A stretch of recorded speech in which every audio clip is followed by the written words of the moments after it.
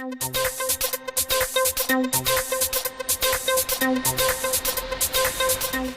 transport panel can be selected from the transport menu if you can't see it.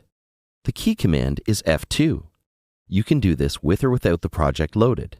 Let's open up project number 6, the transport. On the transport, we have familiar controls such as rewind, fast forward, loop or cycle, stop, play, and record. You can turn the click on and off here if you like a click during playback or record. Holding down Control on the PC or Command on the Mac while clicking on the click button opens up the metronome setup window to specify settings for the click. We'll go over some of these when we record later and cover it fully in level 4 of this tutorial series. Most of the time, you will want one tempo for the whole song, so turn off the tempo track and type in the desired tempo here. When the tempo track is on, Cubase reads tempo changes from the tempo track found under the project menu. You can also create a tempo track and change the tempo here. Let's keep this off and have a fixed tempo of 120 beats per minute. You can locate to markers by pressing these buttons here or show the marker list. We'll talk more about markers in Advanced Markers in Level 2 of this series.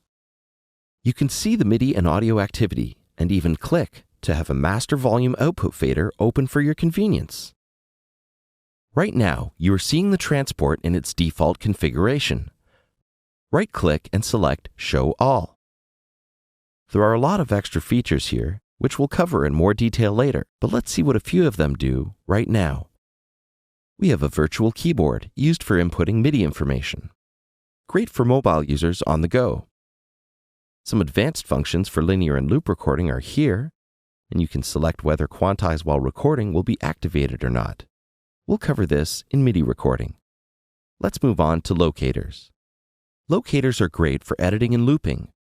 You could move your mouse to the upper area of the ruler, and it turns into a pencil so that you can adjust your left and right locator. Another fast way to set locators around any given part is to simply click on the desired part and press P on the keyboard. You can see the locators visually here and numerically here. If you set the cycle button to on and press play, you can then use the locators to loop a section over and over. Locators can also be used for editing, which we'll talk about later in a chapter called Advanced Editing. To jump to the left and right locator, simply click the L or R on the transport, or you can press the L and R keys on your keyboard. There are also punch in and out points and post and pre-roll features here. We'll go over these in level 2 of this tutorial series. Next, we have real-time jog and shuttle controls. The shuttle lets you rewind and forward at various speeds depending on where you hold it. Jog allows you to move forward or back in the music by rotating the dial round and round in either direction at your own speed. In the middle of these two dials, you can click on the plus and minus to move back and forth in the project in small increments.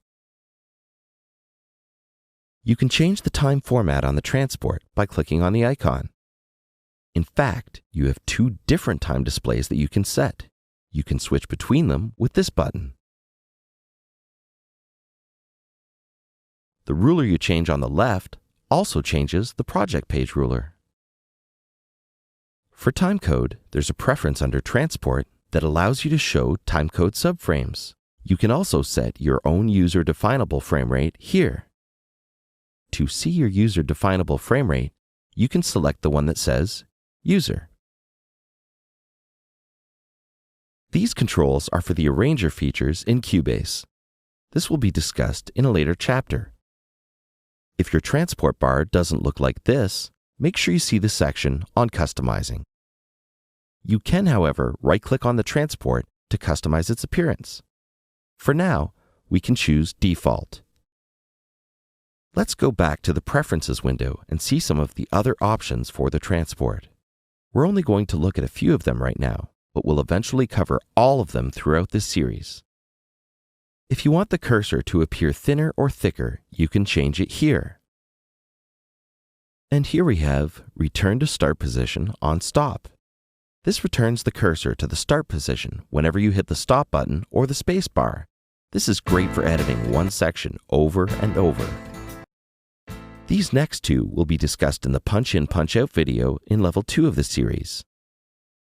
If you press the fast forward or rewind buttons on the transport, turning this option on will stop playback. Depending on how you like to edit, you may want this on or off. Wind speed options adjust the speed of fast forward and rewind. When you press the fast forward and rewind buttons, you may want the speed to change whether you're zoomed in tight or far out.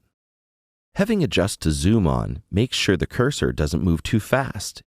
It automatically adjusts to your zoom level. You can also just have a fixed speed. Stationary cursors means the cursor stays in the middle of the screen and the project moves underneath. Make sure the auto scroll button is turned on, as this keeps the project cursor always visible.